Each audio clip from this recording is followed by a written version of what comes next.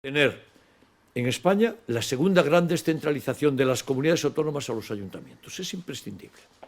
Los ayuntamientos vertebramos España.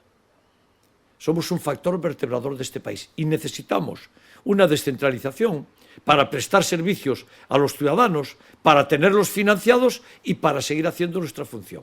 Las comunidades autónomas hablan de poder. Nosotros hablamos de atención a la gente. Los ayuntamientos no hablamos de poder. Nosotros hablamos de atender ciudadanos. Por eso yo iré allí, porque quiero que del Congreso del Partido Socialista salga, y hablo como presidente de la FEN, el apoyo a la segunda gran descentralización de España. Hubo una del Estado a las comunidades autónomas. Ahora tiene que haber de las comunidades autónomas a los ayuntamientos. Por cierto, todas las comunidades autónomas de España. Todas. Y a vuestra disposición para cualquier pregunta.